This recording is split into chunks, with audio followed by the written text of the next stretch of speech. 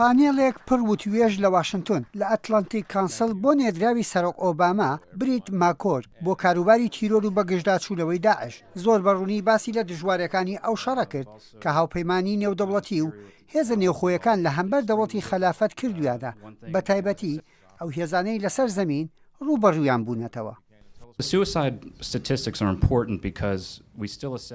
ئاماری هێرشە خۆکوژیەکان گرنگن تا ئێستا مەزەندەی هێرشە خۆکوژەکان دەکەین کە زۆربیان لەلایەن چەکدارانی بیانیەوە بە ئەنجام دەگەێنرێن بۆ لە ناوبردننی ئەم دوژمنە دەبێ ڕێگری لە هاتنی چەکدارانی بیانی بکەین کە بێن بۆ سووریا و عێراق. کۆنتترۆلی ئەوەش تا ڕادەیەکراوە بەڵام ڕۆژانە 100 کردەی خۆکوژی بە ئەنجام دەگەێنرێن. لە ئەمریکا چەند ڕۆژێکی دیکەی ماوە سەرۆکی هەڵبژێرا و دۆناڵد ترامپ دەچێتە شوێنی سەرۆک ئۆباما. زۆر باز لە بەراوردکاری دەکرێت لە نێوان ئیدارەی ئێستا و ئیدارەی داهاتوو کە چۆن ڕوبەڕووی داعش دەبێتەوە.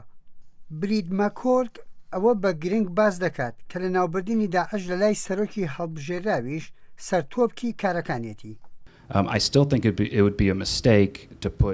هێشتا لەو باوەڕەدام کە هەڵەیەشی گەورەیە هێزی زەمینی ئەمریکایی بنێرێت بۆ ئەوەی ئەو هەڕەشەیە نەهێڵێت. ئەوەی لە 2 ساڵی ڕابردوو کردومانە بەکارهێنانی هێزی ناوخۆ بووە بۆ ڕوبەڕووبوونەوەی داعش لە عێراق و سووریاش.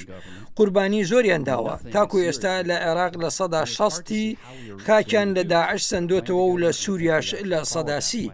بەڕای من ناردنی هێزی ئەمریکا و بەشداری پێکردنی لە کردەی سەربازی ڕێبازێکی باش نییە.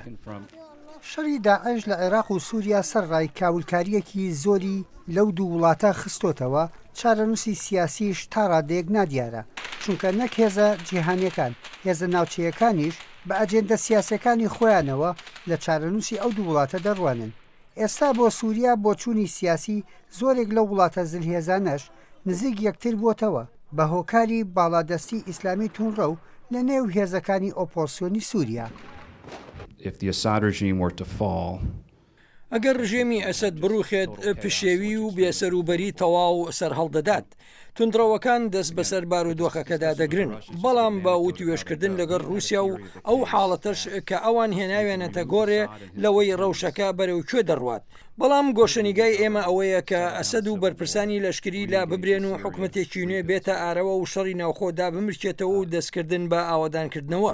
پێویستە ئەو پرسیارە بکەین بە ڕووخاندنی ئەم حکومەتە چی جێگای دەگرێتەوە لە کاتێکدا هەست بەوە دەکەین کە چەند خێرا ئەو تونندڕەوانە دەیانەوێ شوێنە خاڵەکان پڕ بکەنەوە.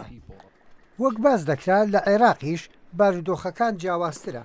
حکومەتی عێراقی و حکومەتی هەرێمی کوردستان ناوچەکە بەڕێوە دەبن و هەردوو لاش بە هێزەکانیان و لە شەڕی داعشدان. هەرچی لایەنی کوردی هەیە خواستی سیاسی زیاتر لە فیدراڵیەتی لە حەق بەدایە. حکومەتی عێراقیش هێشتا ڕوو نییە لە نێوان دەسەڵاتی زۆری شیعە و لاوازی سوننەکان چی بەسەر دێت.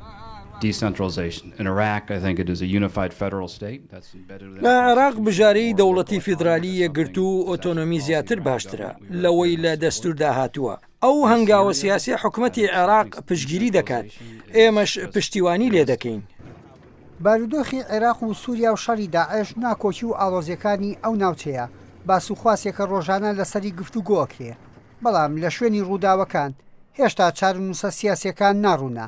یحیا بەرزنجی دەنگی ئەمریکا، واشنگتن.